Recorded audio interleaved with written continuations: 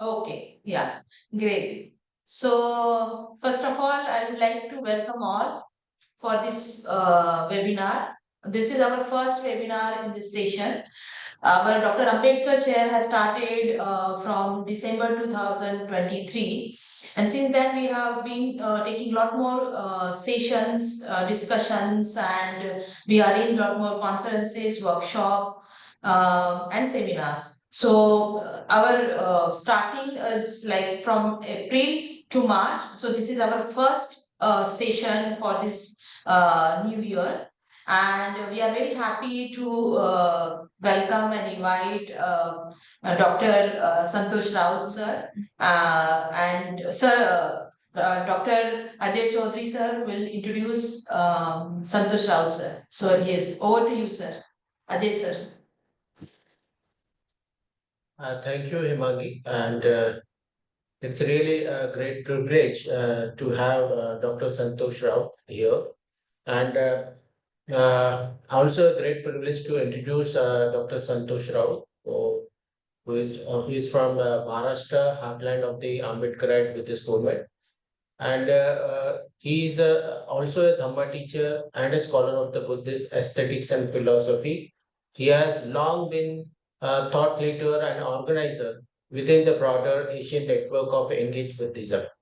So, following his doctoral studies in the Buddhist aesthetic Kant at the Jawaharlal Nehru University and Kuringan Court, UK, Santosh joined the Department of Aesthetic and Philosophy, IFE University in Hyderabad as an assistant professor. If we will talk about, he has also played a role as the deputy chairman of the Nagarjuna Training Institute and the founder of the Baba Saheb Ambedkar Philosophical Society at Nagloka in Nagpur. He founded, which is founded in 1994 near the site where the Ambedkar family converted to Buddhism in 1956, along with his thousand of followers. Nagaloka is a major, Ambedkarite hub connected to Triratna Buddha Mahasabha. Even Dr. Santosh also is a co-founded two movements. That is a national network of the Buddhist team and the Buddha Festival, a festival of the Buddhist arts, cultural, and heritage. For a number of years, he has been actively supported the Ambedkarite Buddhist movement in Hungary among the Roma, about which documentary already has been made, and more recently he has been involved in the design of the Buddha Vanama project in the Nagarjuna Sagar, a very large Buddhist heritage site park. Currently, Dr. Santosh is a postdoctoral fellow at Harvard Divinity School. He was recently interviewed about the Buddhism and social justice by the scholar John Keanu at Michigan State University and gave a keynote address on the occasion of Dr. Ambedkar's 134th birth anniversary at United Nations headquarters in New York on Dr. Ambedkar's quest for the global fraternity and equality. He is also going to speak at the UNO again as a keynote speaker on the global peace, through inner peace on this occasion of Vesak Buddha Purnima. And it is very important for all of us to have Dr. Santosh here to listen, his thought on Ambedkar, Dr. Ambedkar and Navayana Buddhism, and to understand its new forms and approaches to liberation. As we know that Dr. Ambedkar has given alternative paradigm to understand the liberative thoughts and emancipatory thoughts for our society. So, Dr. Santosh ideas about this liberation through the Ambedkar's approaches will be in benefit to us. And with this regard, I welcome Dr. Santosh for this lecture. Yeah, thank you, Dr. Santosh.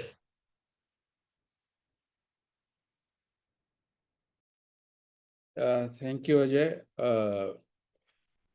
Am I co-host so that I can share my PowerPoint? Yeah, you are host. Yes. First of all, thank you very much, Dr. Ajay, for having me this morning at Dr. Ambedkar Chair at Symbiosis, a program run by Dr. Ambedkar Foundation, Ministry of Social Justice and Empowerment. Uh, I am also very thankful for all your team who has contributed in organizing this very important topic and important subject. I also wanted to share that we are speaking or organizing this talk in a very sensitive, difficult times. I wish you a really safe and less anxious time in India. And may all great forefathers be bless you to have a very healthy and safe, happy life. So this lecture sort of contributes. May this lecture be contribute or your first event be contribute for building of a healthy nation. Thank you very much for having me on such a important topic, which is which is spoken a lot but less discussed. And the assembly of people over here, I'm sure we can have a fruitful conversation in another hour. I will speak for 40 to 45 minutes, and it's quite late for me. But then we can open up discussions and try to sort of have more conversation. So let me uh, share my PowerPoint with all of you. This is host only. But let me see.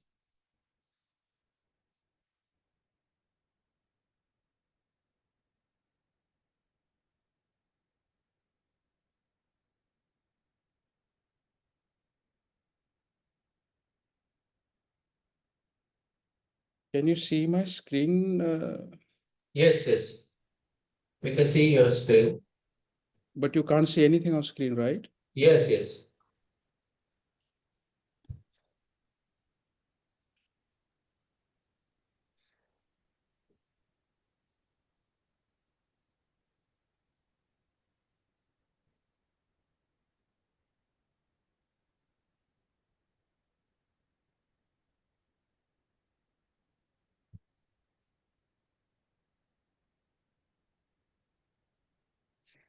Yeah, it's here. I know. Let me just give me a second. I'm sorry for this. Yeah, yeah. No, sure.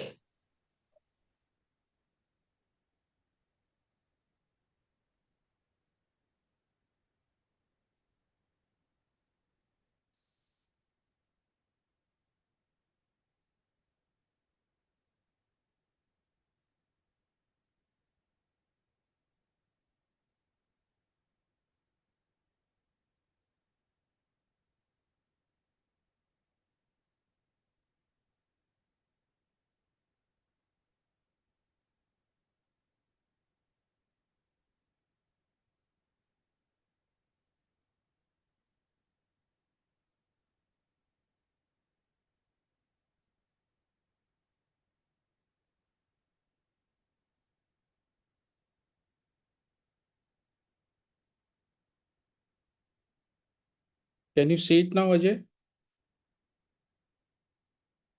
Yes, we can see now. Can you see my PowerPoint? Yes, yes. We can see your PowerPoint. Oh, okay. Thank you.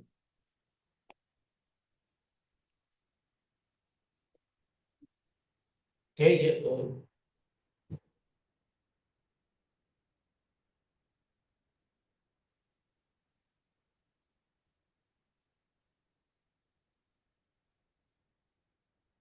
Uh, can you hear me and can you see my PowerPoint? Can you please confirm once, please? Yes, yes. Yes, we can Okay. see you. Thank you. Thank Yeah. you. So, okay, I'm going to speak today on this very topic which you are seeing on the screen, Dr. Ambedkar and Navayana Buddhism, opening new forms and approaches to liberation. Uh, First of all, before I start, I just wanted to dedicate my talk to the Mahabodhi temple, Bodh Gaya, where a lot of Buddhists are struggling to have the full access to Buddhist for the Bodh Gaya temple for the restoration of peace in the country and everywhere in the world. Uh, I think this is very important movement and a very symbolic movement that is emerge out of Dr. Ambedkar's revival of Buddhism in India. As we know that Buddhism was born in India in Bodh Gaya and spread all over Asia. Of course, it died out as an organized religion in India 700 years ago, and many ruins in everywhere or every corner of India you can sort of see, witnessing the very special civilizational culture of the nation. When it died out, it sort of had a lot of impact on Indian civilization, history, cultural history, political history, religious landscapes. And you can see how it spread everywhere from India to northwest to the southeast and everywhere. Even now is hitting to European and Western countries in America too. We see this process of reappearance of Buddhist India in second half of the 19th century. Basically, with the contribution of three these great people you are seeing on the screen, most famously Anagarik Dharmapal, who dedicated his life for restoring Bodh Gaya and also founded Mahabodhi Society, and many other names like Dharmanand Kosambi or Ayuthi Das. They devoted their life for contribution and revival of Buddhism in India before Dr. Ambedkar. It's extremely important to acknowledge these pre-Ambedkarite moves by these great people.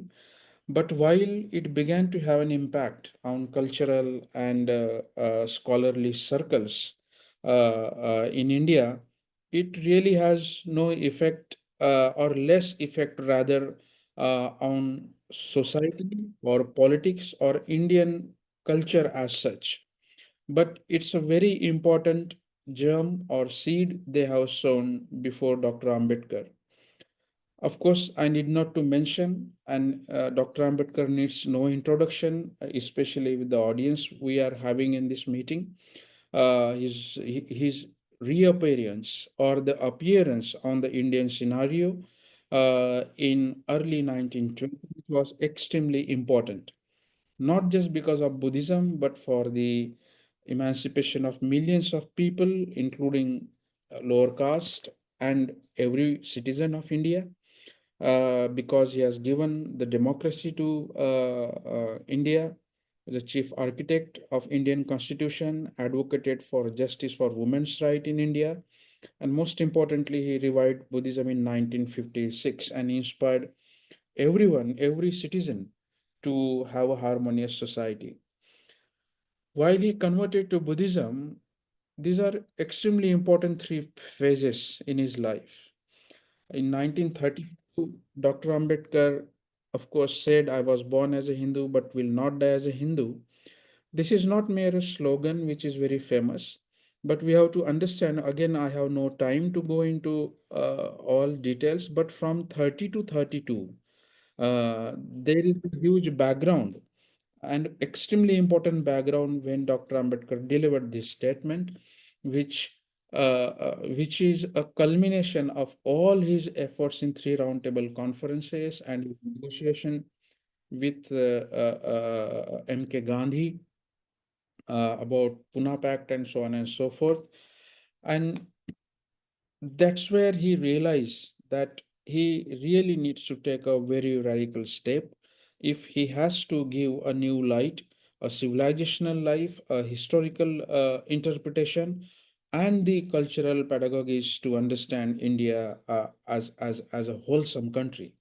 So in 1956, 30 to 50, it's 20 years Dr. Ambedkar spent in researching and reading deeply into all religions. And finally, he embraced Buddhism in 1956. But the seed was sowed in his mind quite early on.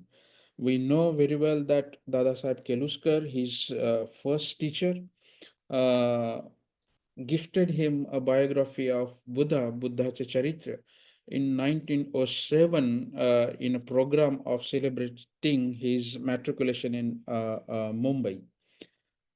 So, with this background, I wanted to focus, making a long story short, three aspects: his vision and transformation, the path that Dr. Ambedkar given and understood in terms of religion, especially in the Buddhism for social change. When we say Buddhism is a very vague, broad, and even complicated term. Buddhism is mostly the term itself is an outcome of Western academia. Uh, Again, that's a separate talk. But when I say Buddhism, I'm especially saying in the context of how Dr. Ambedkar presented the Buddha, how Dr. Ambedkar interpreted the Buddha. That's the second aspect I wanted to talk. What are his aspect of teachings that he emphasized rather than Chan Buddhism or Mahayana Buddhism or Pure Land Buddhism, White Lotus Sutra, and so on and so forth. Our Western Buddhism is completely different than the way we understand Buddhism in India, and its impact and the future for the wider movement for justice, equality, and the social change that Dr. Ambedkar envisioned. So we see that when he was considering conversion or to embrace Buddhism, I would say, early 1920s, when he started talking about the untouchables needs to leave the fourfold caste system if they at all wanted to have a life of dignity and progress. Although early on he had developed a deep reverence for the Buddha, it was not until in 1930s that Buddhism began to emerge as a possible alternative for Dr. Ambedkar. He took long time because mere personal attraction or mere personal interest was not enough. He was carrying an enormous responsibility on his shoulder. What path he would choose, what idea he would embrace, millions and millions of people were bound to follow his decision, and that would have really given the sort of communal delicacy of Indian society and also the course of Indian history. Uh, Therefore, we encounter this extremely important statement he has delivered in 1940s that is published in Times of India, 21st March, saying that it is entirely wrong to concentrate all our attention on the political independence of our country and to forget the foremost serious problem of social and economic independence. And he called it's a suicidal to imagine that political independence is necessarily all-sided freedom and forgot the very distinction between the freedom of the country and freedom of the people or the socio-economic people of the country. So therefore, he that hinted about the era of contradiction that in spite of independence, the social system remain sort of hierarchical. and the occupational job that lower caste or the caste-based occupation really uh, did not give opportunities that Dr. Ambedkar wanted to have as an equal India. There are two couple of paintings by my friend Savi Savarkar. Uh, he uh,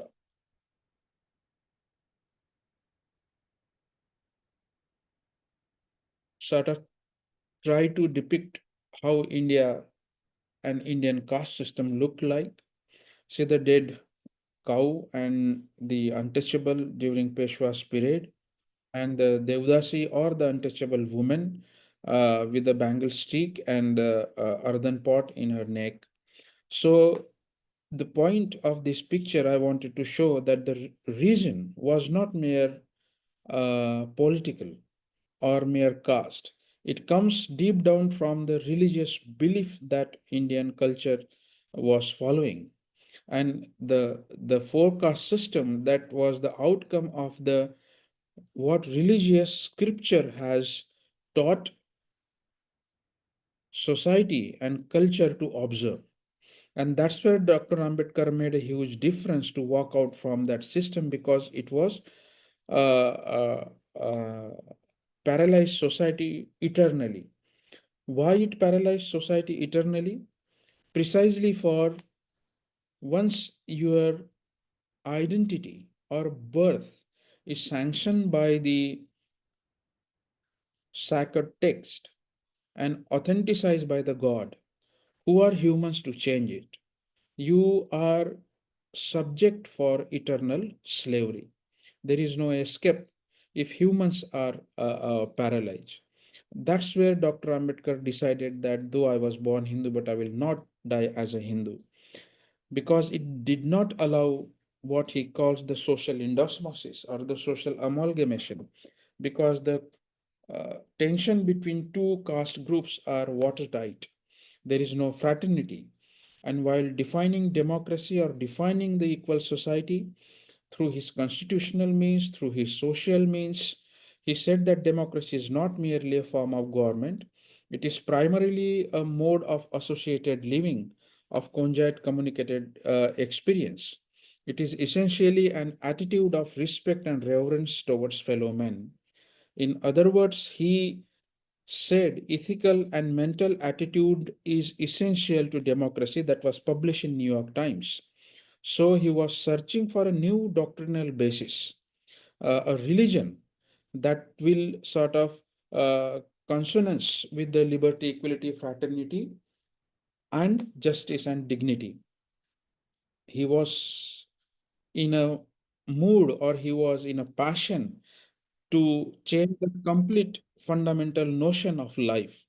That means the complete value change, complete change in the social relationship.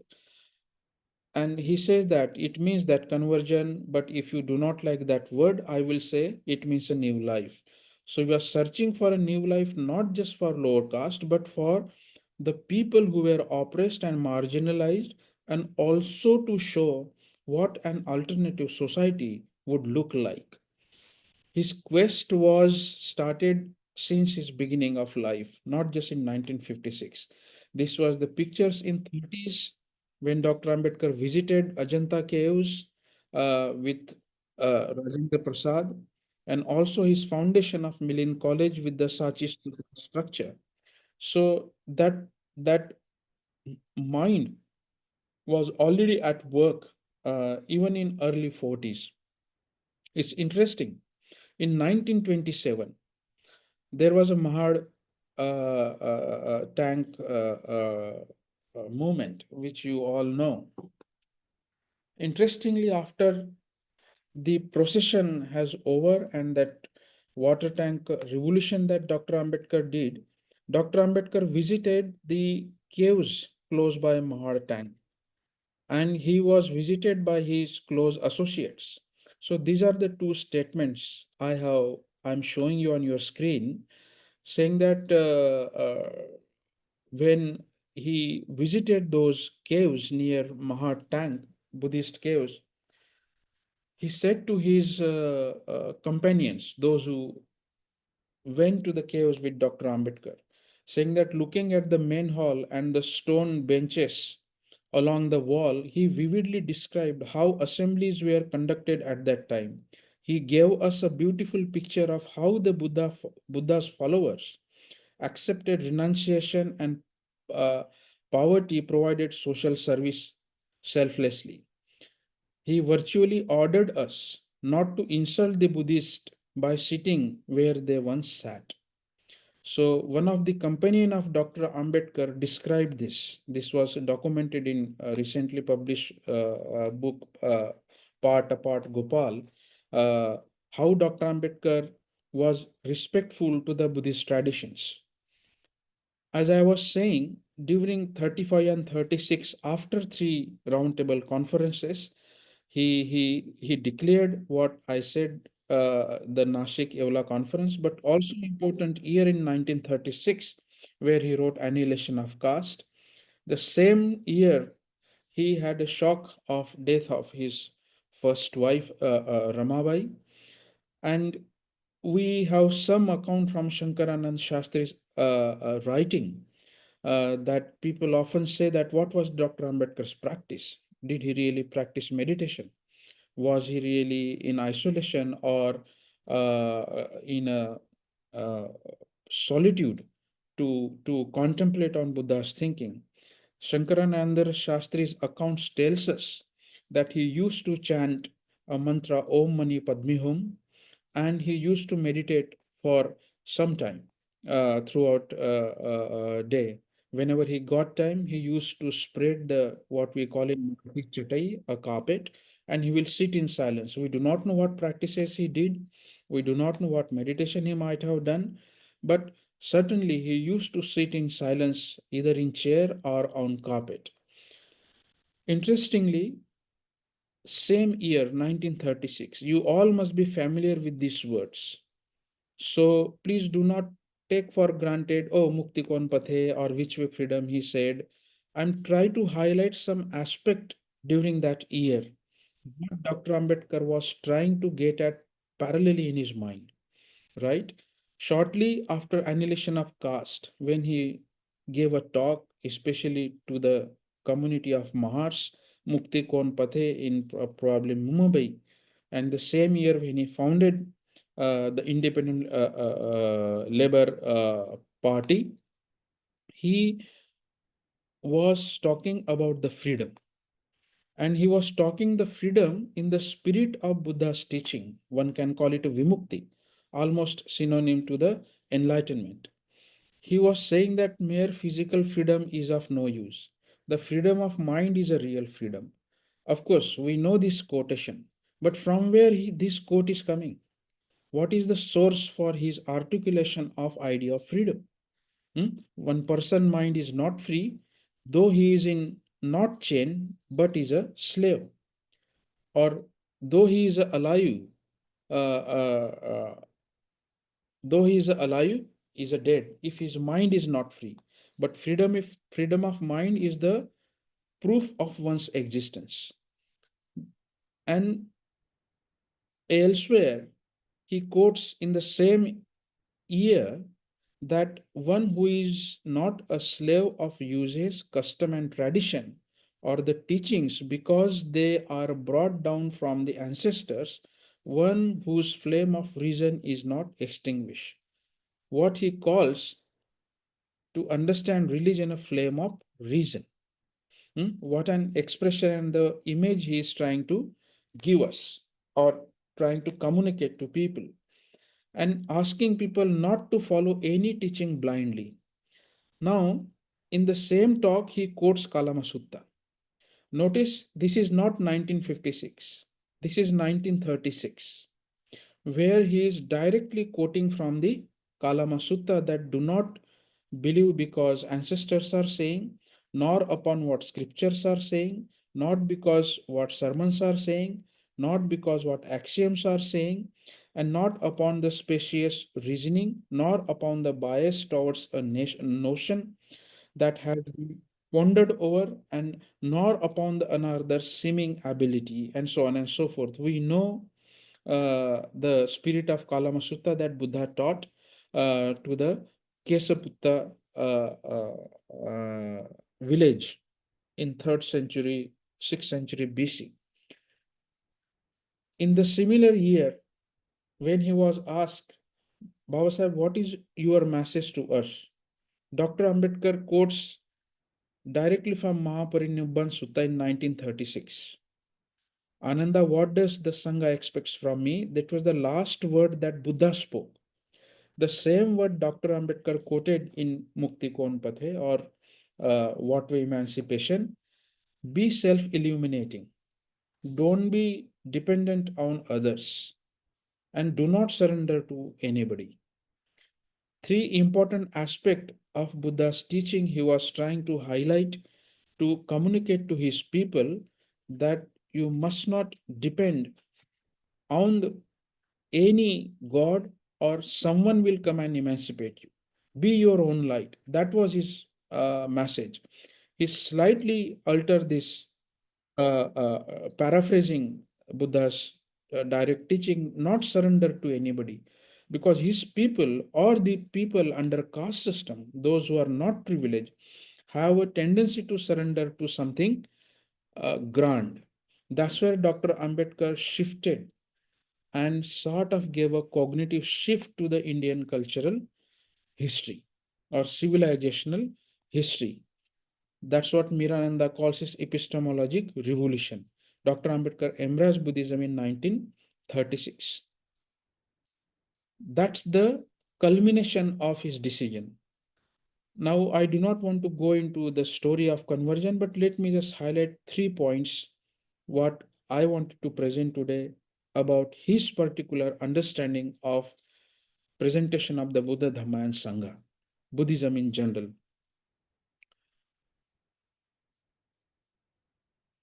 Press reporters ask him which sect you are going to enter, Dr. Ambedkar, and what tradition you are going to give to your people. Dr. Ambedkar said that I'm not going to go into the historical sectarian politics or the sectarian identity of Buddhist history. I'm simply going refuge to the Buddha, Dhamma, and Sangha and his Eightfold Path, and the fundamental refuge for all Buddhist traditions. One might call it a Navayana Buddhism. That's only one time probably Dr. Ambedkar used this word called Navayana. But what does that mean? What is new in it? That's where interesting questions or the perspectives uh, drops in our conversation. He adopted every best teachings and practices from entire Buddhist traditions. He had an ecumenical approach while he was defining his sort of understanding of Buddhism. He sort of emphasized that going for refuge to the Buddha Dhamma Sangha is primary. At the same time, he was trying to draw out the implicit altruistic dimension of Dhamma, that the Dhamma, mere personal practice or individual salvation is not enough. It has to address the suffering in the world, and it has to meet certain criterias. Uh, Otherwise, Buddhism can also become a victim of superstition or irrational approaches. And Dr. Ambedkar wanted to protect that. So, in other words, what I wanted to say, Dr. Ambedkar not only revived Buddhism, he also reinterpreted Buddhism. The second aspect I wanted to emphasize, Dr. Ambedkar was trying to liberate Buddhism from formalism. Not merely mechanical recitation or ritualistic aspect of Buddhism, which is important, but complete change in the attitude and a life turning act so that an individual should feel complete liberated from the conditions of caste or gender or race or rich and poor, any binaries that world carries, or especially within India, people were heavily loaded.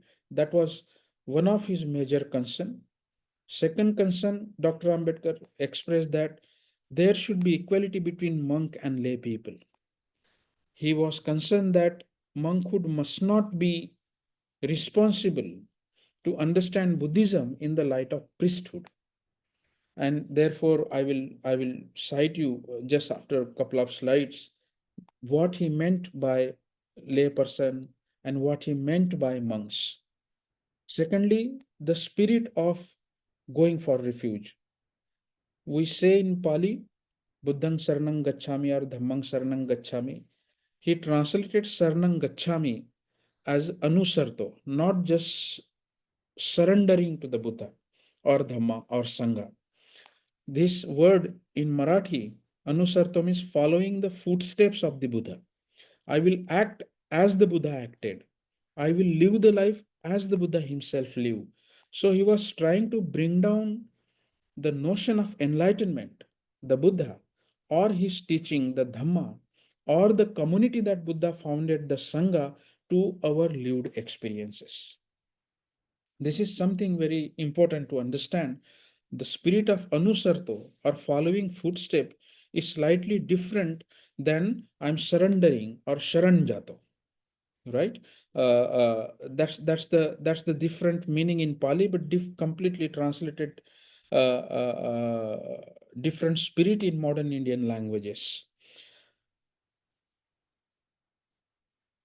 And of course, the central act of his teaching was transforming self and society, not just freezing Buddhism in caves or the monastic traditions. And of course, you are all must be aware that three criteria he gave for any religion, which is very much central to his thought, that religion must be in accordance with science and liberty, equality, fraternity, justice, and dignity. And religion must not promote sanctity, sanctify poverty or slavery. We know this. But these three conditions satisfied in Buddhism. And the third aspect I wanted to emphasize on the aspect of teachings that Dr. Ambedkar emphasized. First of all, caste. In 1936, he said that it's a notion of mind. It's not like a brick wall.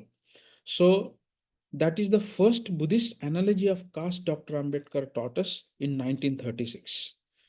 20 years of 20 years before conversion of Buddhism. And he says that caste is nothing but a notion of mind. Cultivation of mind is a prime goal of a human being.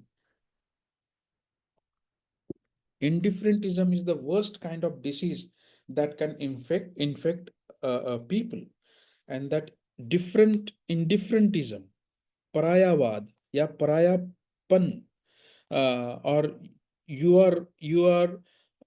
are not belong to my community. I belong to my community. That's your caste. This is my caste. That's the indifferentism. Dr. Ambedkar says that comes from the caste, the notion that we carry deep down in our mind, which produces not selfless ideal, but selfish ideal. In the similar text in Annihilation of Caste, Dr. Ambedkar also hinted towards anatta, saying that there is nothing fixed, nothing inner, eternal, nothing sanatan. Therefore, even caste or your gender or identity that we carry in our mind are not eternal. They are not fixed. Everything is changing. What he was probably hinting towards the teaching of anatta. Second aspect of teaching, he emphasized on the morality. What is morality? Especially in Buddhist light, the caste moral in Brahminical tradition teaches us how you should behave with another individual on the basis of caste. If we observe caste system, I'm not saying every Brahmin is a casteist.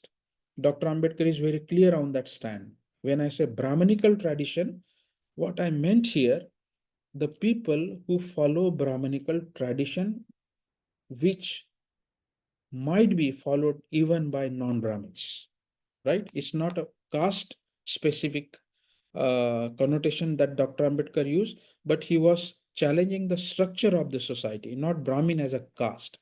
There are a lot of Brahmin who do not follow caste system, and there are a lot of non-Brahmins who staunchly follow caste system. One needs to understand that difference clearly.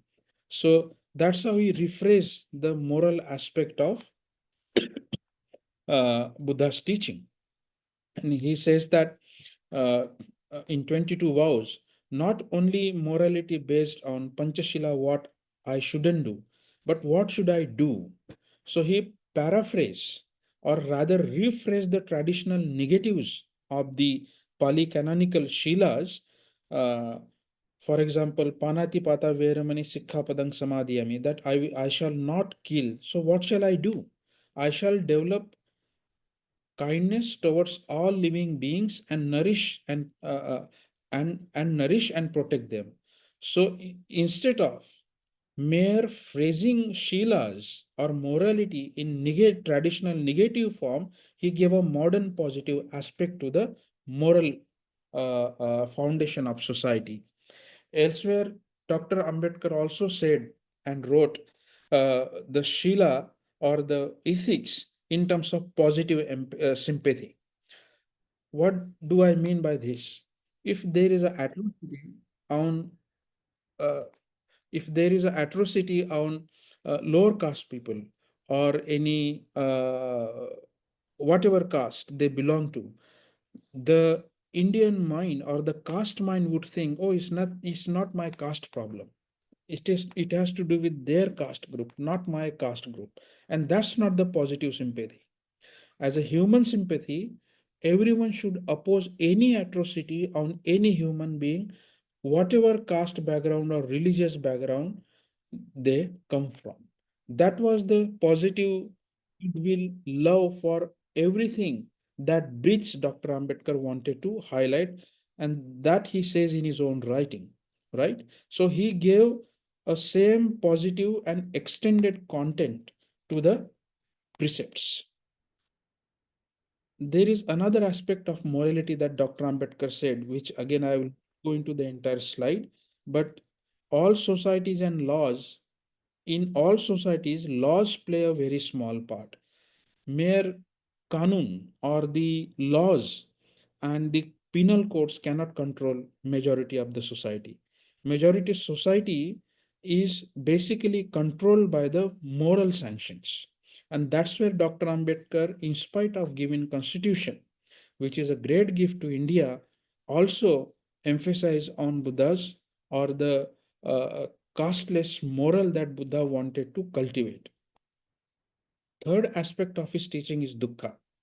If you read the preface of Buddha and his Dhamma, Dr. Ambedkar's objection to second noble truth that, oh, dukkha can't be just personal dukkha, that I am sad, I am psychologically depressed, is important to understand dukkha or suffering at individual psychological level and therefore liberate our own individual psychological suffering.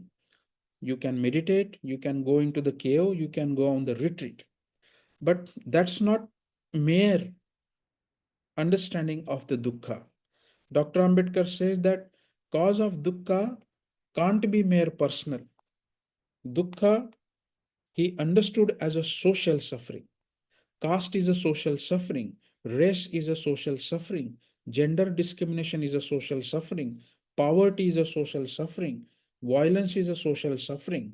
So he extended that traditional definition of dukkha and try to understand Buddha's first noble truth in terms of social suffering, which is extremely important to notice what Dr. Ambedkar was trying to emphasize when he was trying to frame the Navayana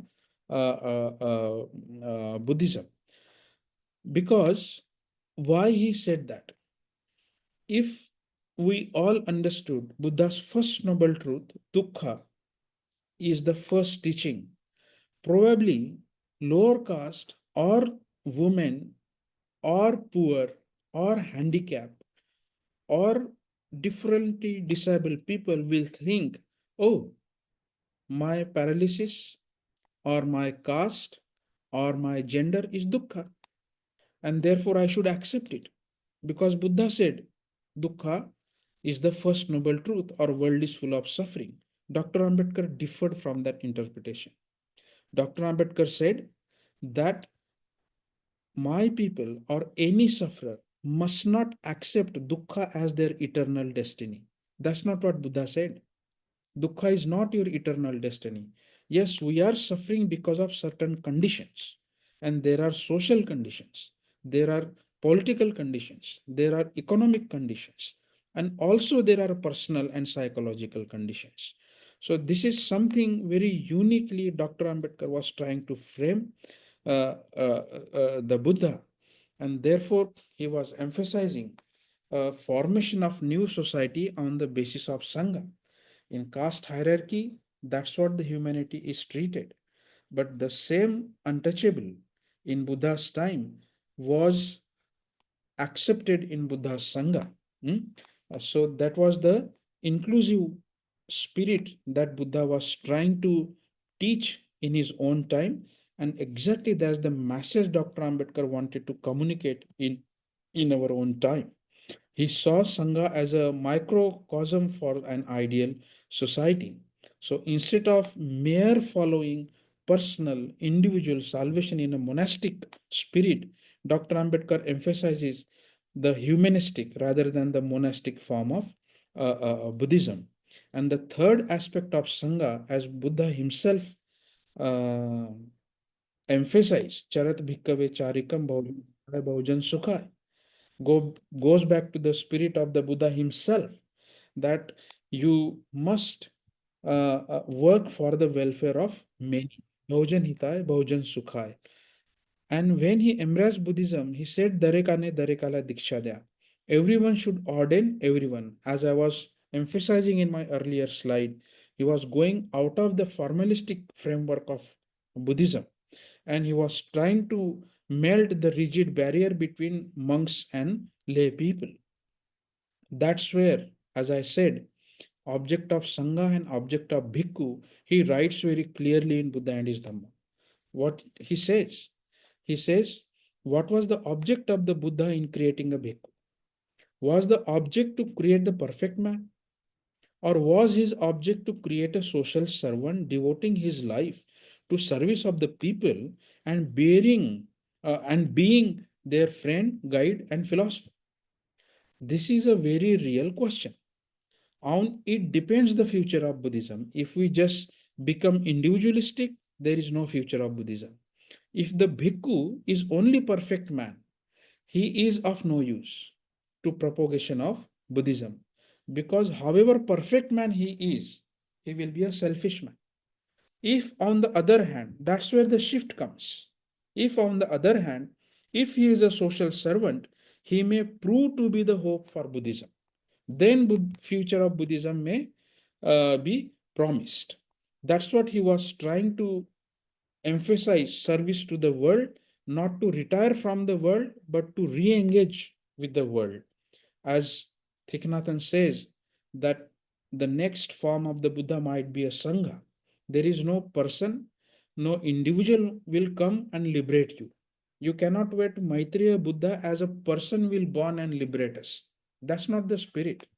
As Thich Nhat Hanh says, probably Maitreya Buddha will manifest into a Sangha, into a new community, a new society that Dr. Ambedkar wanted to create.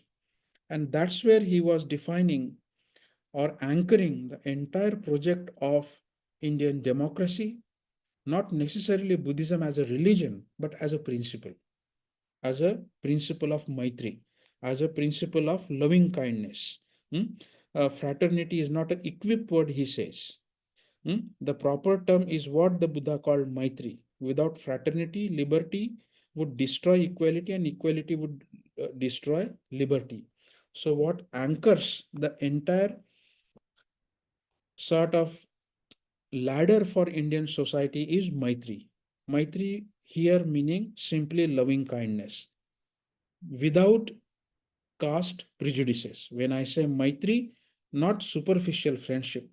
If I'm your friend, I do not see your caste. I see you as a individual, independent, potential person exactly like me, without any discrimination. That's where Dr. Ambedkar's imagine the image of walking Buddha. This is important statement comes from his second wife, uh, Mai Sahib Savita Ambedkar. She says, which is quoted in Gary Tarto's book, Dr. Ambedkar has selected positions with open eyes and in preaching position. Like when I showed you a picture, Dr. Ambedkar visited Ajanta, and Dr. Ambedkar really liked Ajanta image of Buddha because that is the Dhammachakra Pravartan Mudra. Buddha is teaching, preaching, telling people, open-eyed Buddha that he himself painted, and the walking Buddha. Dr. Ambedkar used to say that Lord Buddha wandered in different corners and in different direction of the country with open eyes throughout his life. He watched the suffering. It's very important to notice the way she frames Dr. Ambedkar's liking of the Buddha. He watched the suffering with open eyes, who had a desire to understand the suffering of the people and therefore get rid of the suffering, right? Unfortunately, he did not have time, and he died so soon in 7 weeks after embracing Buddhism. So, what happens, Dr. Ambedkar? This is my last part of presentation, which I will conclude probably in 5 to 7 minutes. Uh, uh, After Dr. Ambedkar is a very dynamic situation that we are entered into. He did not have a time to establish the form of Sangha or the practices, how that Buddhism would look like. We have only teachings in terms of Pali Canon or Mahayana Sutras or whatever Buddhism we see in India in various sectarian forms, including Tibetan Buddhism, a large presence in India. But Buddhist followers who converted with Dr. Ambedkar come from extremely poor, largely illiterate, and cut off from the mainstream society and subject to vulnerable conditions and oppression. Most of his leading political figures, they ignored the importance of Buddhism while formation of their politics in India. And therefore, they become a victim of factionalism. Lot of divides. That's the curse to Dr. Ambedkar's or post Dr. Ambedkar movement. So, third aspect is conversion was not accepted by most other Indians, like non-Dalits. I don't want to use that word, but non-scheduled caste or non-Ambedkarites. They did not accept them as a pure Buddhist. So, new Buddhists, those who converted with Dr. Ambedkar, largely remain ignored by Buddhist world because the great teachers, whoever they are, from India or from Asian countries, prefer to go to Western countries, rich countries, and they remain ignored or did not acknowledge the 500,000 people in 1956, more than 10 million people today in India. Potentially, if the interest goes, it might reach to 50 to 100 millions in coming 20-25 years. It's a huge scale, remain unacknowledged and ignored. So we see that increasing population in Buddhism in India. If everything sort of goes in that direction, 15% of population would comprises of 210 million today. It's a huge scale on the large population of Buddhists anywhere or any part of the country. That's the receptivity and authenticity that we need to understand, because there are critics from Buddhist world. They say that, oh, you are converted to Buddhism, but are you really Buddhist? Do you really know Dhamma? Do you really practice Dhamma? and they deny their Buddhist identity on those grounds, reducing it to a mere political Buddhism, which is untrue. From my own experience, I can say I'm practicing Buddhism since 20 years. I have taught, spoken extensively all across India and outside India. There is a huge hunger, there is a seeking of liberation through the teachings of the Buddha. Had they been guided well, I think the followers of Dr. Ambedkar has a potential to create a huge arc of Buddhism as compared to any part of the world in our own time. So that's the potential of what Dr. Ambedkar tried to unleash from the people. Before I conclude, I also wanted to acknowledge that Dr. Ambedkar guided this huge mass coming from most oppressive and vulnerable background, which is very prone to go in any direction. But mainly these people, like in India, did not follow the path of violence. They did not follow the path of uh, uh, uh, violence. Because if you see everywhere in an oppressed community in the world, may that be in Europe or Western countries or even in America, they they followed the violence as a means of building up pressure. Dr. Ambedkar is a unique leader and a religious reformer in that way, or the great master who never ever encouraged his people to adopt violence. Means we know from his article and essay, Buddha and Karl Marx and all, you all must be aware of this. And he called Buddha a prince of peace. So today, his followers, whenever there are atrocities happen, whenever there are discrimination occur on this community, they don't go for violence. They go with the peaceful means of protest. Even at Bodh Gaya, even today, or any part of the state in the country, they don't instigate violence. That's the beauty of this assertion. That's the remarkable contribution that Dr. Ambedkar has uh, uh, uh, uh, has given. So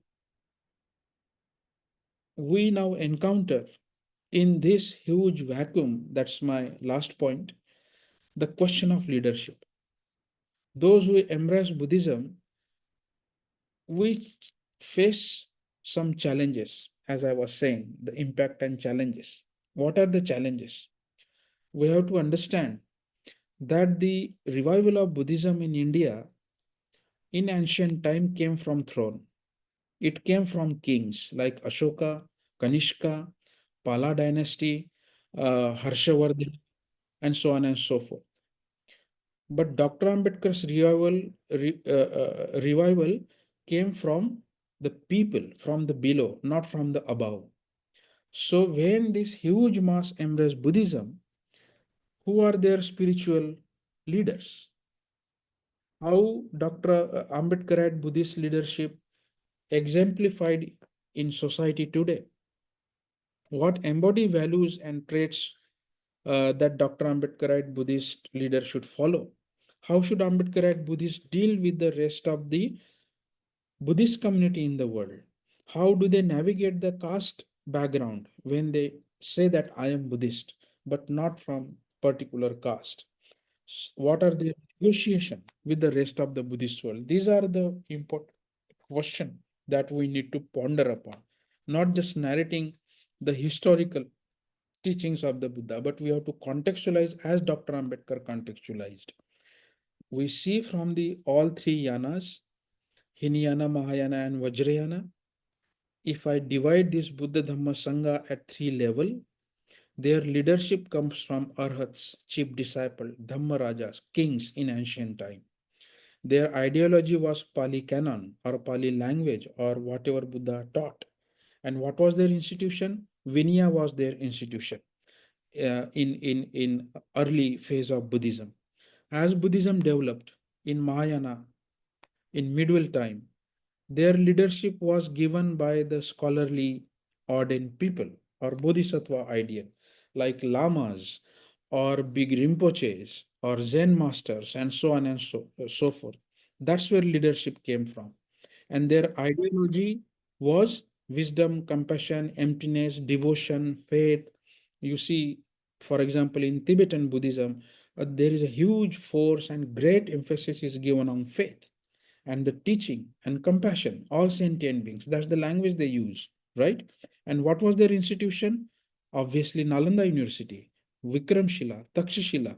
So these were the institution for that phase of Buddhism. Similar follows in the Vajrayana phase two, like Dalai Lama or Tulkus or Mahasiddhas. These were their sort of leadership model. What is leadership model for Ambedkarite Buddhism or the Navayana Buddhism? That's where we try to, or I was trying to understand, the Buddha's leadership come from the intellectuals or even politicians, reformers, social worker, writer, artist. These are the people who try to lead. These are not formulated ultimate points. I'm just trying to explore how that leadership would look like. Who speaks about the Buddha? But they need to live on the standards and the precedents or yard uh, that Buddha lived, right? What Buddha has exemplified. What is their ideology? What are their ground of spread of Buddhism or Dhamma? Is social suffering, as I already said, justice or human right or secular education, even ecosystem, environmental justice, social and political science in terms of liberty, equality, fraternity, justice, and self dignity. That's what I meant by politics here. And what's their Sangha look like? Of course, Buddhist movements, Buddhist Society of India, you might even call Triratna Buddhist movement in India, or there is Mahabuddhist Society, and there are monks, Suresh Sai. These are the people who are trying to give leadership to this Buddhist movement. Various organizations that try to work for Buddhist work or social relief or atrocities as an act of compassion, as an act of justice. School, colleges, even political parties, unfortunately, as I already said, it become a victim of factionalism and selfish ideals. That's not what I meant by political parties here. I'm trying to explore what the ideal leadership, how the ideal institution would look like. Only if Dr. Ambedkar's mantra, followed by the politician, India can unleash a great force, great power, much greater than what we experience even now. So these are the categories I want to communicate to you. The leadership I classified at three level. Yes, there are Buddhist, but not Ambedkarite. Like the Buddhist who are from established Buddhist tradition, possess a deep knowledge of Buddhism and culture, but typically confined to themselves, to monastic traditions. They are Buddhist, but they overlook or fail to understand the socio-political dimension or the caste discrimination that Dr. Ambedkar envisioned. The second category we see here about leadership is Ambedkarite, but not Buddhist. Why I'm saying this? Because mere social or political activism is not enough. They are champion of justice agenda, but neglect the spiritual side or the dhammic side of Dr. Ambedkar. As I said, caste is not mere a social or political problem. It's a deep religious problem because religious people observe their text and therefore they follow caste system, which is very well argued in annihilation of caste. So if we ignore that aspect, I don't think we can annihilate the caste, as Dr. Ambedkar says.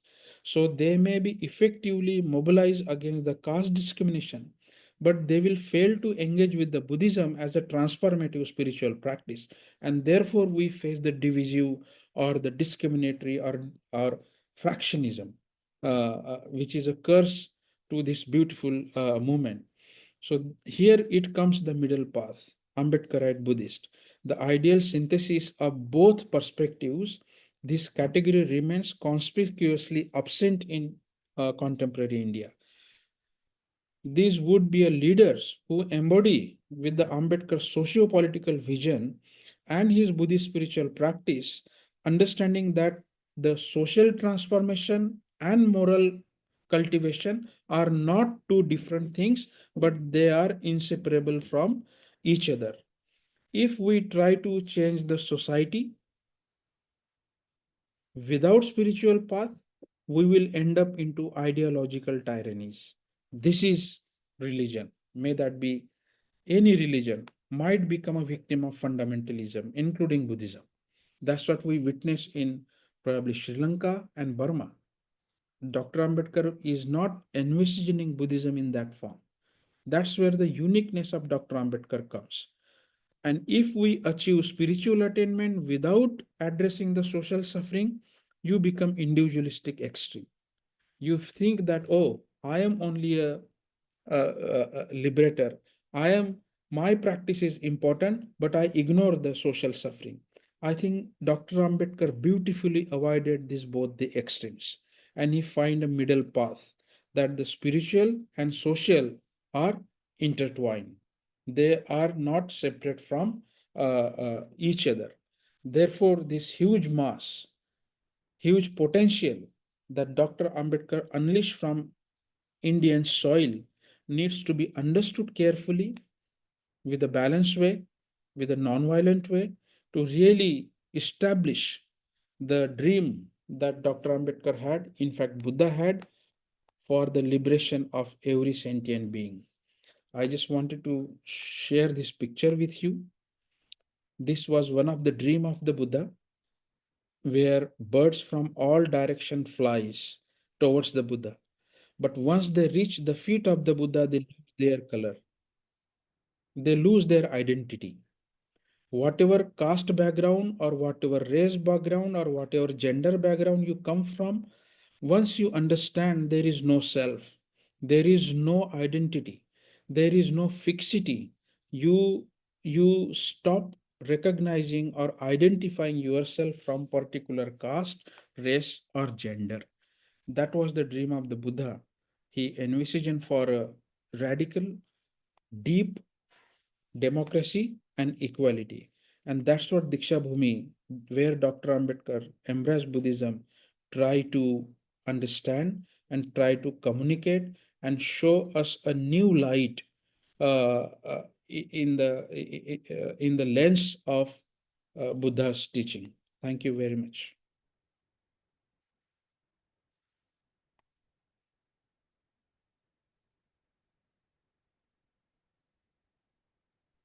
Yeah, thank you, Dr. Santosh. So I think we should keep the session for question and answer now. Yes, who has any question, they can write, or they want to speak, they can speak first.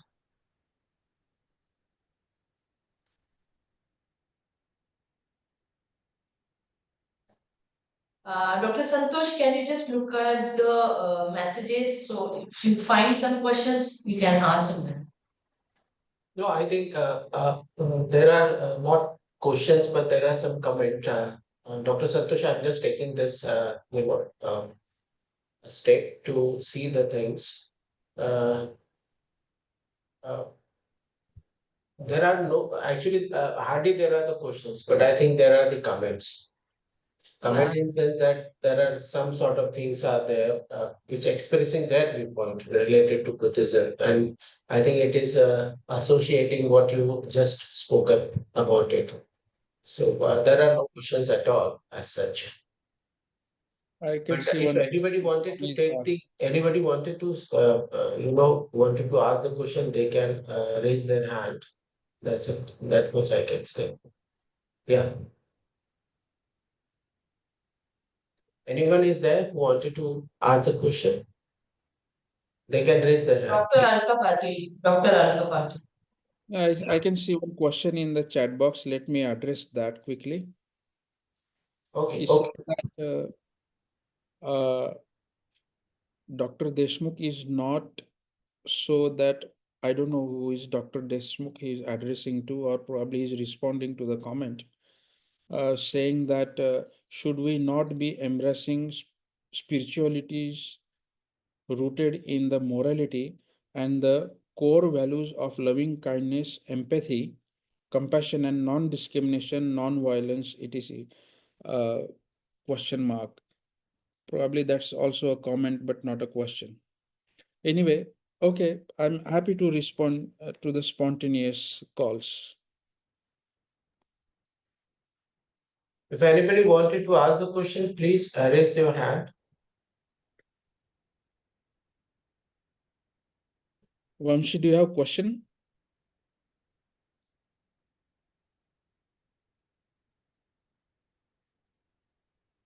Or unmute yourself, please. Dr. Alka Patil, please unmute yourself.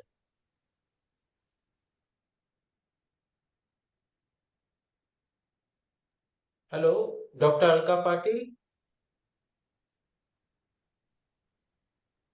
Doctor, Probably they are not we able to. Just try to give them a permission so that they can unmute.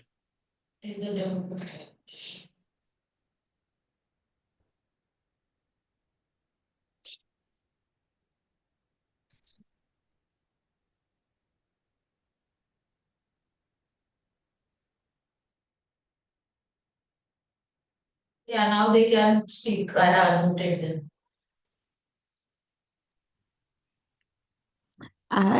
Hello.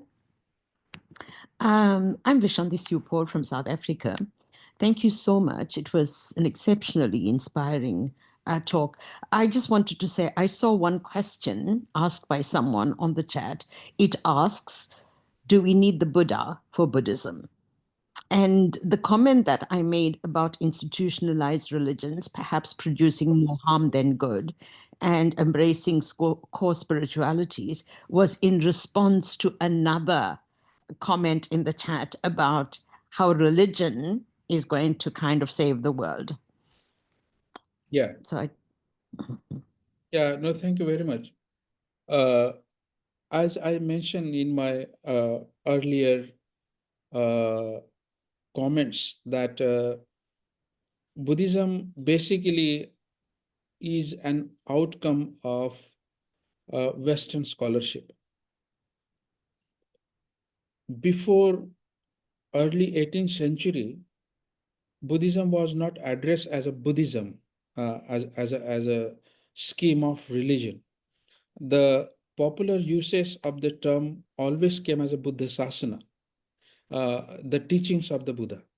That's how Buddhism was understood before probably 17th century. Modern influence of Western scholarship frame Buddhism as another religion, which is obvious and a natural process. But Buddha did not himself advocated any institutionalized sort of form of Buddhism, and that's where Dr. Ambedkar argues in Annihilation of Caste that how he differs from the religion of rule and religion of principle. So I think you are right. Instead of treating Buddhism as a religion, which probably you're right in saying, anticipating that may cause harm, we should go back to the Buddha himself as a person, as a lived experience, not an abstract idea from where we borrow the morals and therefore we act in the society.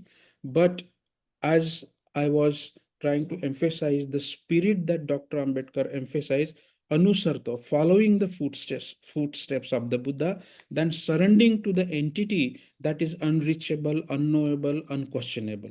That's where Dr. Ambedkar difference lies when he was trying to frame the Buddha. I hope that uh, uh, uh, helps Vishantai? I totally agree. I Yeah, totally agree. thank you very much. Yes. That's a beautiful question. Thank you for asking me that. So thank you so much, sir. Just I heard so minutely. Thanks a lot. And just I want to ask only, there is one curiosity in my mind that in the present scenario, that means it's very essential to have such a Buddhist thoughts now. What's going on in the nation, in India, in Pakistan, all that. Just how one can inculcate such type of thoughts through the humanity and to have such a good impact of all these Shantisa Sandesh. What you think? Because just we are telling throughout the world that we belongs to such type of such asset to our India and all that in the Buddhist thought. How one can interpret, sir, please. Thank you. That's another beautiful question, Dr. Smita. I think uh, it's a very difficult question to answer, though however simple uh, answer may look like, but it has a complicated cultural, religious historicity, and it has a very heavy load of theology. And we need to understand this first. If I say, oh, Buddha wanted Shanti and Buddha want peace and Buddha teaches non-violence, that's not enough. We have to understand that the spirit of any religion should be non-violence. Spirit of any religion should be compassion, and love is a language of religion. And that's where Buddha also spoke. So, yes, as I said, those thirst and those quest satisfied by intelligent and extremely learned person like Dr. Ambedkar, and he chose Buddhism. But he was also try to inspire non-Buddhist in the form of constitutional morality, like liberty everyone wants, equality everyone wants, fraternity is a quest for everyone, and the dignity every human being wants, may that be Hindu, Muslim, Christian, Sikh, whatever diversity we share in our country. That's the constitutional morality Dr. Ambedkar tried to inspire. Of course, religion is a matter of personal choice, so he chose Buddhism, but while turning towards Buddhism, he was also trying to give a message to entire nation and the world. These are the fundamental pillars of any teaching that one should cherish. That's the first point I wanted to make in response to your question, and which is so essential to understand. Secondly, do you believe in God or do you not believe in God? This is important question. So the question of theism and atheism. Oh, you follow Buddhism, so you don't believe in God. So why should I follow you? Or if if Buddhists will say, oh, you believe in God, why should I follow you? I don't think that polar language is healthier to establish a deeper peace and non-violence. I think I would frame thus or the following. When we talk about God, one needs to discriminate between the God of power and God of love. Religion can be used as a leverage to maintain the privilegedness by any privileged community in the world. And that's what happened in the history of religion. The priestly class everywhere in the world, may that be Islam, Christianity, Hinduism, Judaism, Abrahamic religion, sort of hegemonize and therefore define the notion of religion and the moral values. But the God of love, the language of love, sort of breaks down that barrier.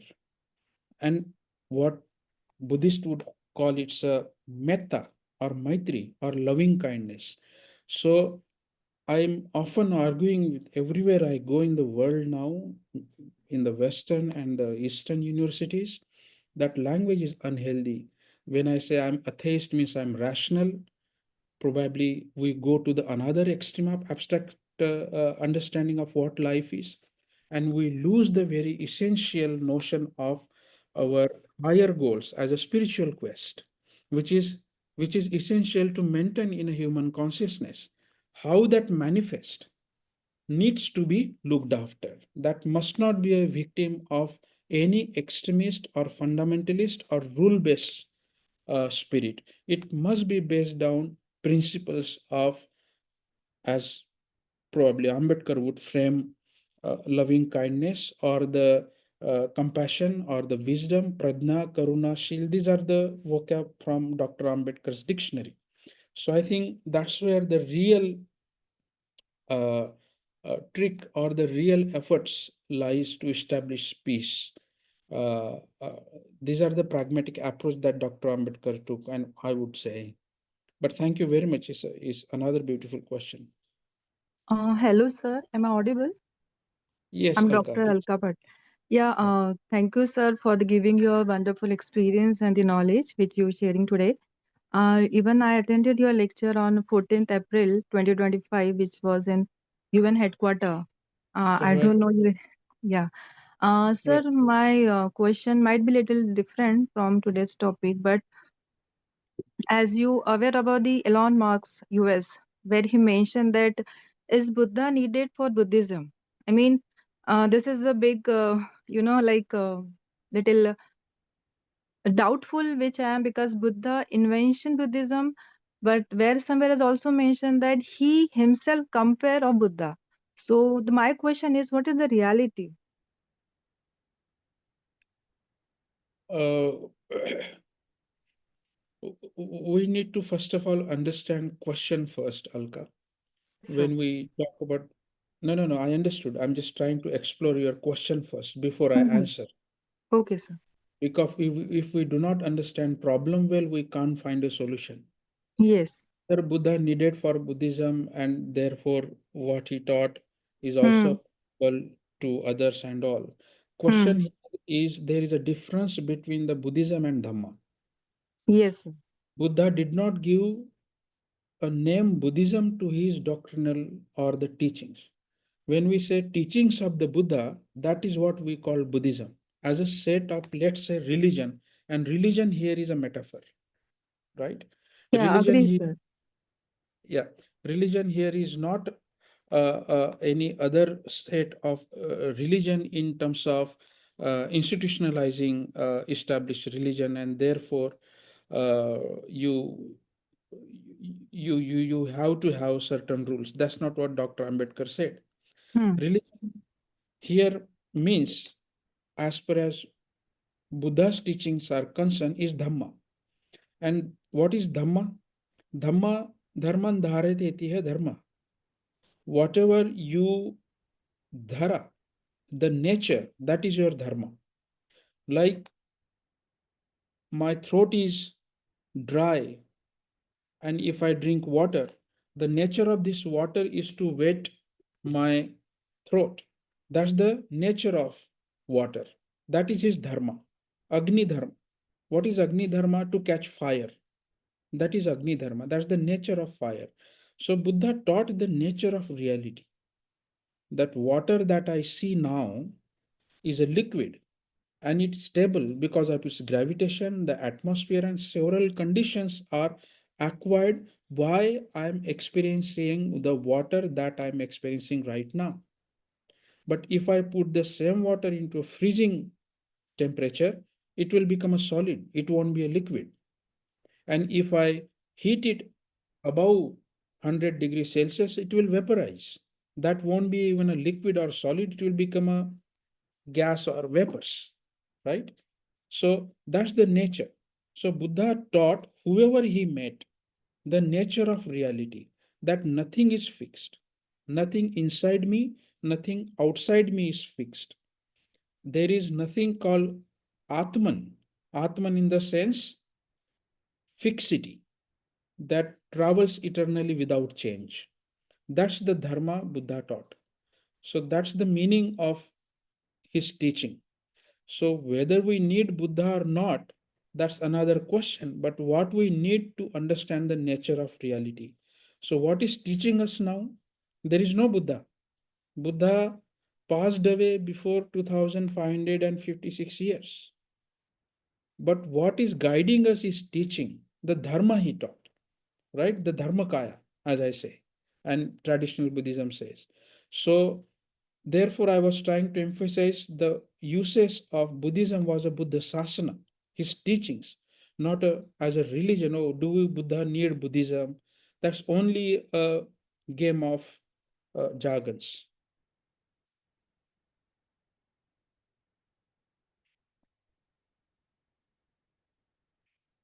Would you like to take more questions, Dr. Santosh? Probably last question, Ajay. Yeah. Anybody is there who want to ask the question, please? One question already written by Pranay.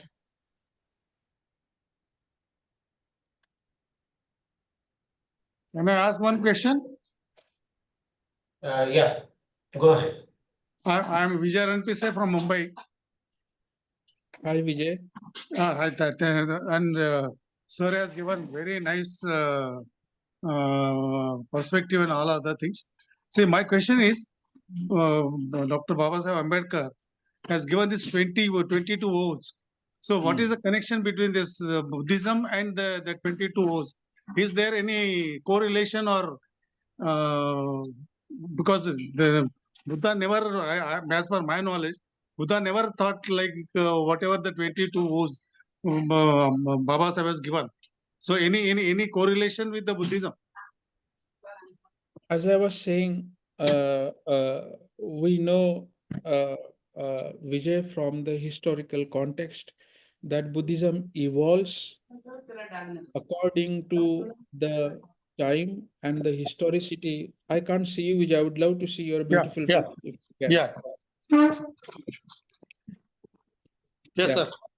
Yeah. So Buddhism evolved in course of time, uh, uh, and adopted its flexibility to address the very core principles and core reality without changing the essential and fundamental understanding what the Buddha taught, right?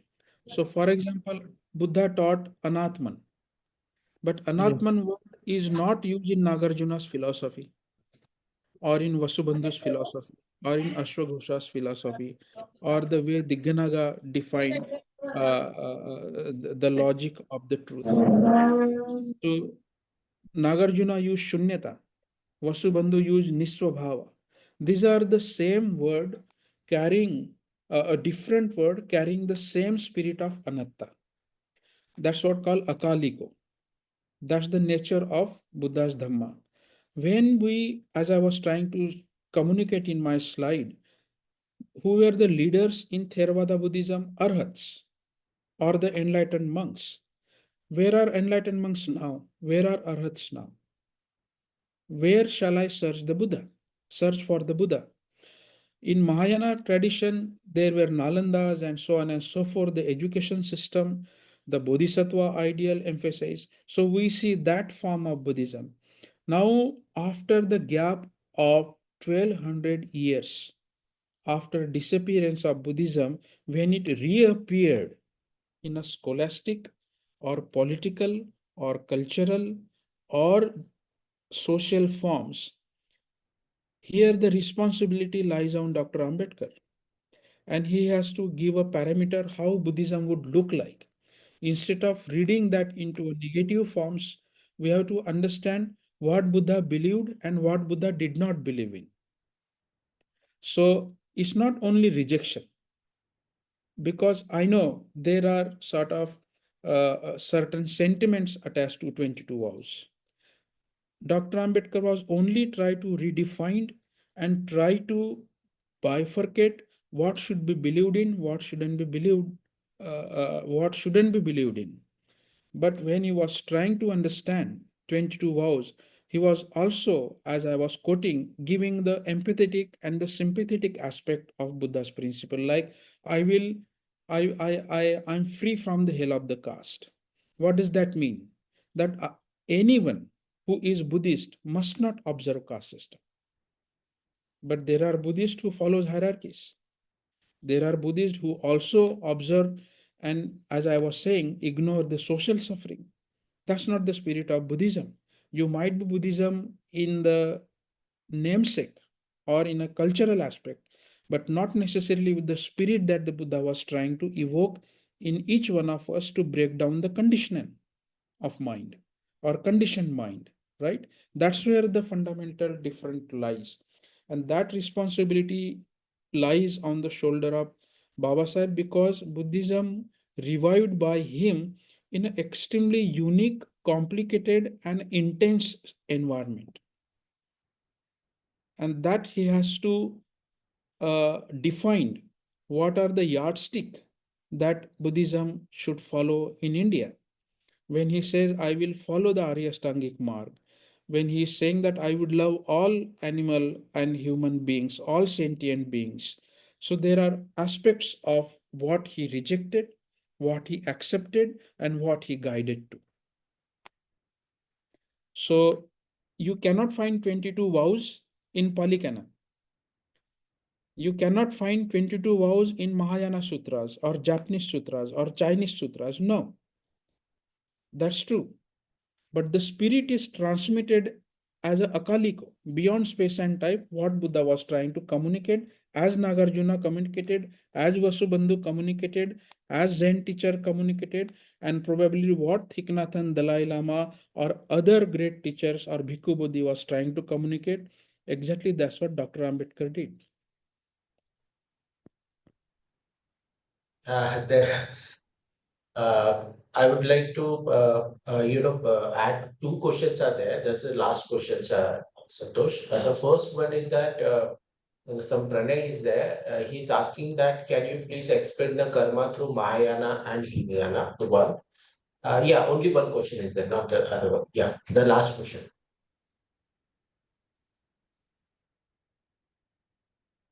You said karma?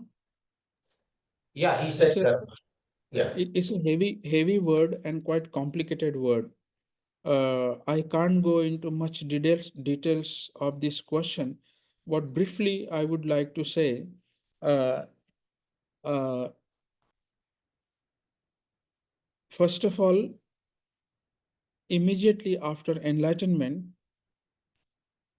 the very first teaching that Buddha gave, which is documented in Pali Canon or Pali scriptures, is the Dhammachakra Pravartan Sutta, where Four Noble Truths and Eightfold Paths are sort of revealed by the Buddha after his enlightenment.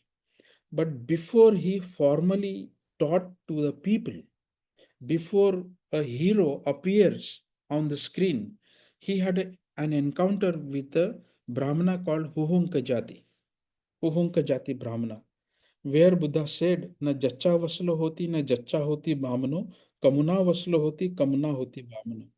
That's the very verse contains the word kamma, the karma. So Buddha redefined the notion of karma not on the basis of birth, but on the basis of worth. That's the philosophic, epistemological, cognitive shift that we need to understand about karma.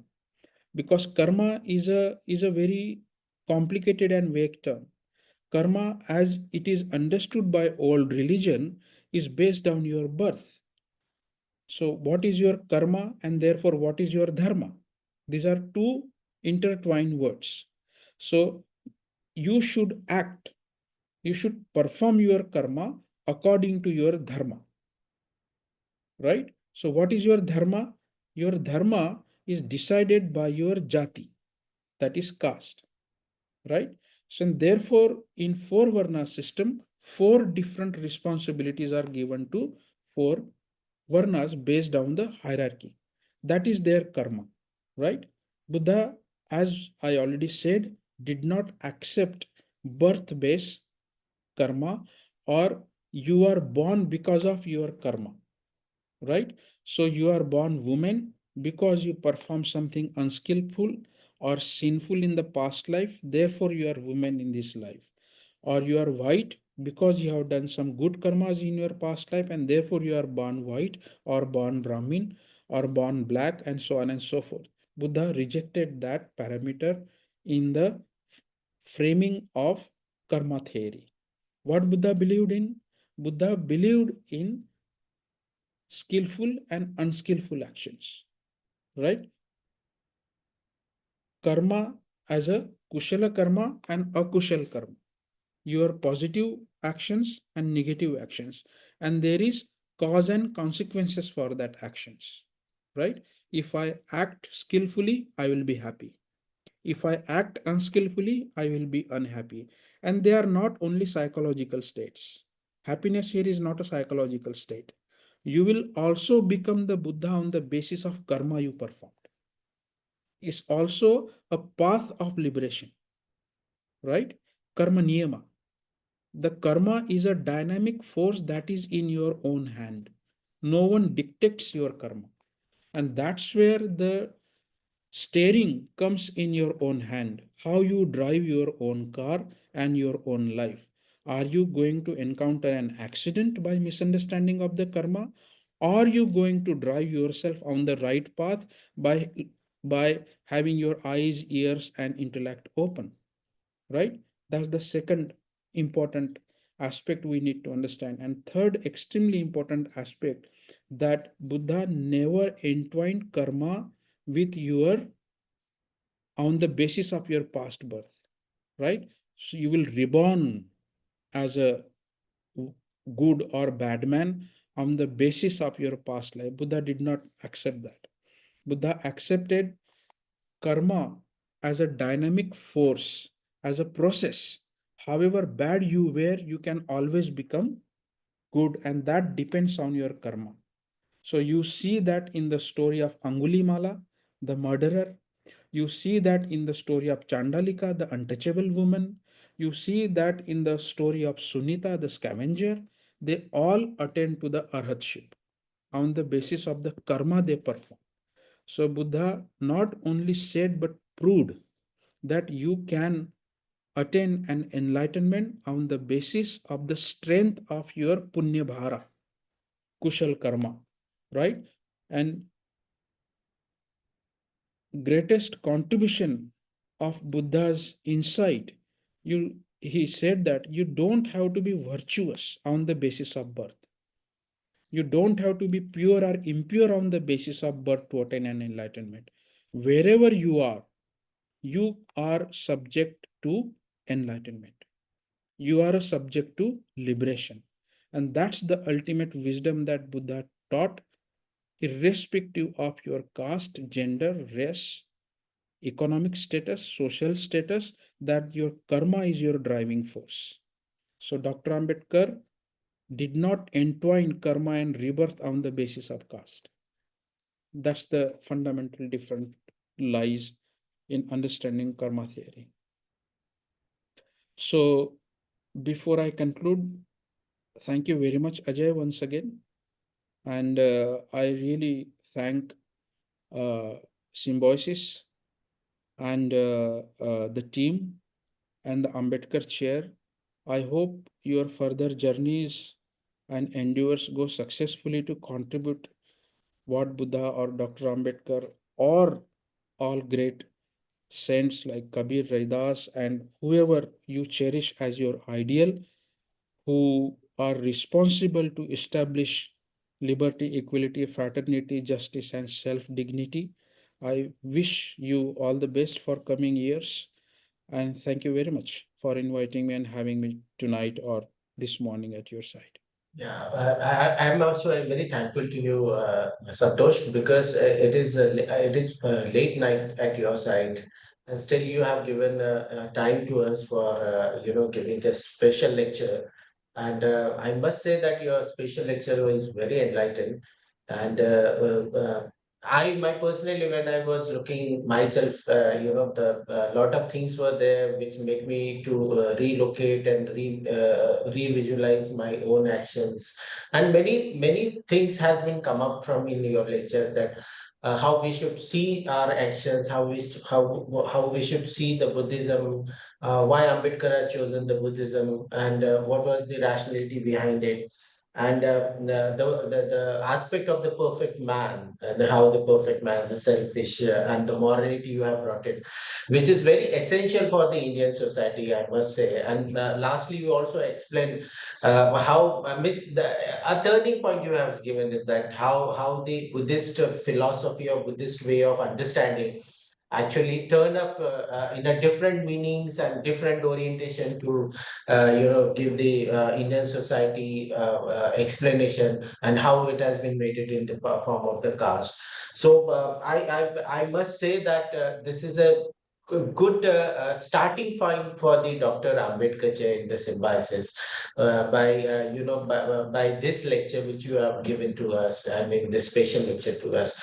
So we feel that this will be a good thing and one type of energy to start this journey of our Dr. Ambedkar Chair of this year to think and differently and perpetuate the Dr. Ambedkar's idea where the our chair is working on education in itself. So with this word, I'm really thankful to you for being here, and I'm thankful for your great insights which you have given to us, to all of us. So thank you to all of us, even the IT, IT symbiosis also, and all the participation. Himangi. Yes, sir. Yeah. Hello. Go for the conclusion. Okay. Yeah. So yeah, it was very enlightening session early in the morning for us. And like when I circulated this talk and this topic, so a lot more different thoughts came that they were having different opinions, and I welcome them all. That okay, even if you have a different opinion on this topic, but you are welcome to have a dialogue or have a discussion here. And I think we have given a much liberty to talk and share to all. And I hope everyone got the message what Dr. Santosh want to share with us. And at this time, the political the things are happening in our country, in India and Pakistan, and I think we need Buddha and his teaching. I believe that I'm a practitioner Buddhist. There are different kind of Buddhists. We feel say like those who just for namesake Buddhist and those who really practice day-to-day life. So we need people who really practice in day-to-day life. Then only you can have the that point to say that yes, I'm a Buddhist. Otherwise, just to have a kind of political and social and cultural identity as a Buddhist which not suffice to change your identity as Buddhist person. And with this kind of concluding remark, I would like to thank Dr. Santosh Raut sir. Though he is there, it's a night, but he is awake just because of us. So Dr. Himangi Kadlak and our Dr. Ambedkar Chair is really thankful to you. And this journey for this year, it's a great journey for us from your talk. And thank you, Dr. Ajay Chaudhary sir, for inviting Dr. Santosh and for this topic. And even I would like to thank other participants who have taken a time out and then came for this wonderful talk. Thank you all, and thank you for this IT team who is always be supporting for us. Thank you, and I declare that we are closing the session here. Thank you all. Thank you very much. Thank you to Good all night. of you. Thank you, Santosh, once again. Thank you. Thank you.